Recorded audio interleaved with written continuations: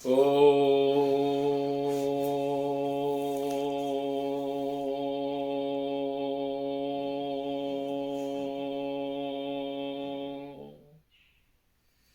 विघ्नेश्वराय वरदाय सुरप्रियाय लंबोदराय सकलाय जगत्हिताय नागाननाय सुतियज्ञ विभूषिताय गौरीसुताय गणनाथ नमो नमस्ते।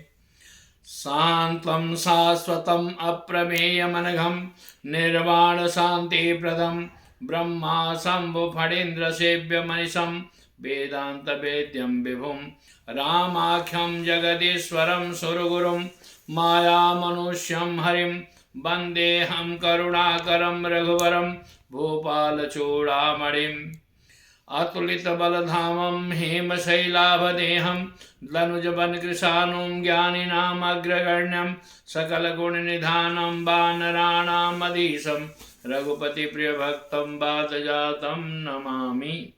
ॐ कामाख्यां कामसम्पन्नां कामेश्वरी हरप्रिये कामनादेहि मे नित्यं कामेश्वरी नमोस्तुते। दर्शकों, मैं बराबर आप लोगों को कुछ न कुछ नई चीज़ देते रहता हूँ। मैंने पहले भी कहा था, बहुत पहले एक बार वीडियो में,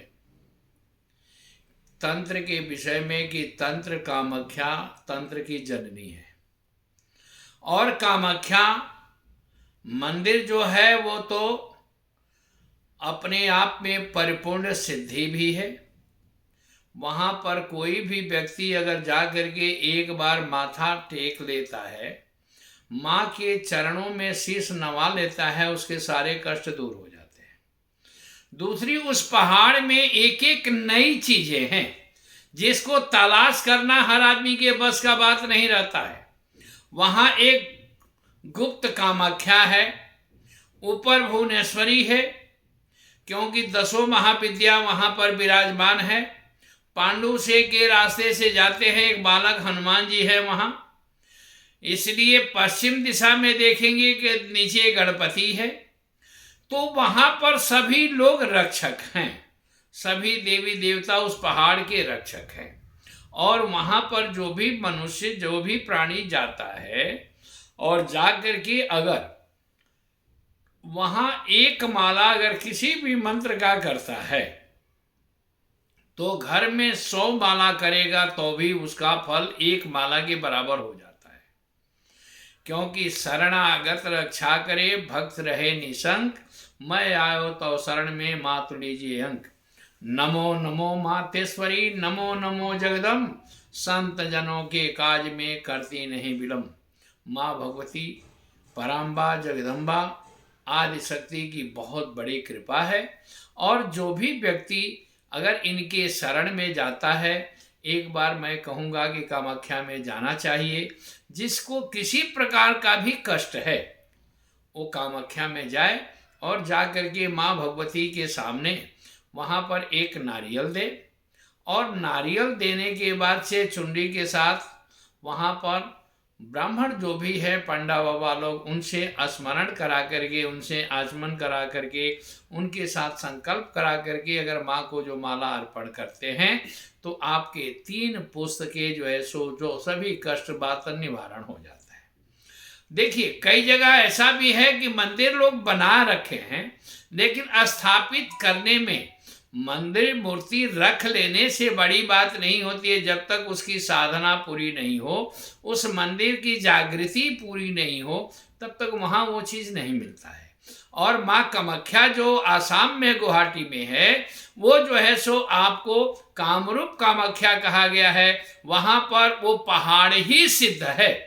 वहाँ किसी भी कोने में अगर बैठ करके, जैसे विंध्यवासिनी में आप किसी भी कोने में अगर एक पाठ करते हैं तो 100 पाठ का फल हो जाता है। क्योंकि ये शक्तिपीठ जो है भगवान विष्णु के चक्र सुदर्शन से कट करके, और जो है सो वहाँ माँ भगवती सती का अंग गिरा हुआ है। तो सभी तंत्र को भगवान शिव जो है सो क्लित कर चुके हैं, इसीलिए शिव की आराधना कंपलसरी है। जहाँ भी शक्तिपीठ है वहाँ पर भैरव रूप में भगवान शिव विराजमान हैं या हनुमान जी विराजमान हैं। अब आपको ये जानकारी, एक बहुत बड़ी चीज देने की बात हो रही है कि देखिए, राम जन्मभूमि में जो मूर्ति प्रतिष्ठा का आयोजन किया गया है 22 जनवरी, वो दिन सोमवार है। तो सोमवार में सबसे बड़ी बात यह है कि सोमवार के मालिक कौन है? चंद्रमा। और चंद्रमा कहाँ है? भगवान शिव के मस्तक पर। और भगवान शिव भगवान राम को भजते हैं, कृष्ण को आदर करते हैं, लेकिन राम को भजते हैं। तो इसलिए हर आदमी को चाहिए, जितने भी सनातनी है, पहले प्रातःकालीन भगवान शिव का पूजन करें और भगवान राम का शिव के मंदिर में भी जाकर के अगर कुछ भी नहीं करते हैं, ओम राम राम राम राम खल के ही अगर एक माला करते हैं तो आपको 11 माला का फल मिलता है। क्यों? उस दिन भगवान शिव के भी भजन करेंगे। जैसे कि हमारे धर्म शास्त्रों के हिसाब से आता है कि भगवान राम का भजन करते हैं भगवान शिव। हालांकि विष्णु को पिता तुल्य मानते हैं, विष्णु भी उनको मानते हैं, लेकिन भजते हैं भगवान राम का। तो राम का भजन करने के लिए अगर भगवान शिव है तो सभी व्यक्ति, जितने सनातनी हैं, वो व्यक्ति क्या करे कि कम से कम उस रोज 11 दीप जलाए, क्योंकि 11 रुद्र होते हैं। अगर 11 नहीं जलाते हैं तो पंच तत्व का शरीर है, तो 5 दीपक जलाते हैं अपने घर में, तो आपके पास चतुर्विध पुरुषार्थ की प्राप्ति होती है। धर्म अर्थ काम, और ये तीनों कंप्लीट होता है तो चौथा मोक्ष अपने आप मिल जाता है। सबसे बड़ी बात यह है कि पर ब्रह्म स्वरूपांश वेद गर्भ जगन्मयी संडे त्वाम हम वंदे दुर्गा दुर्गे दिनाशिनी। तो माँ भगवती भी पराम्बा, उस रोज भगवान से राम जी चंद्र का जो स्थापना होगा वो जो है सो माँ भगवती भी प्रसन्न होगी। तो आपके घर में त्रिशक्ति सरस्वती, लक्ष्मी और दुर्गा, इन तीनों की प्रधानता है। तो आपके घर में जितने भी कष्ट हैं, कष्ट निवारण के हेतु आप 4 दीपक या 5 दीपक जरूर जलाएं। अगर 11 जलाते हैं तो अत्यंत ही सुंदर। क्यों कि 4 इसलिए 5 कहाँ हूं कि जैसे पंच तत्व शरीर तो है, लेकिन महाकाली, महालक्ष्मी, महासरस्वती 3 दीपक इनका, एक भगवान शिव का, एक हनुमान जी का या भैरव का। तो आपके यहाँ 5 दीपक जब जलता है तो आपके घर में सुख और शांति समृद्धि का वास होता है। जितने भी कष्ट हैं वो दूर हो जाते हैं। जैसे हवन में हम लोग करते हैं, तो हवन में क्या है कि आम की लकड़ी क्यों लगाई जाती है? क्योंकि आम की लकड़ी से, समिधा से जो है आपके निगेटिविटी जब आम का जलता है तो अपने आप ही खत्म हो जाता है। बेल का पेड़ का अगर समिधा बनता है, वो अपने आप भगवान शिव का वरदान स्वरूप है, इसलिए आपके यहाँ लक्ष्मी का वास होता है।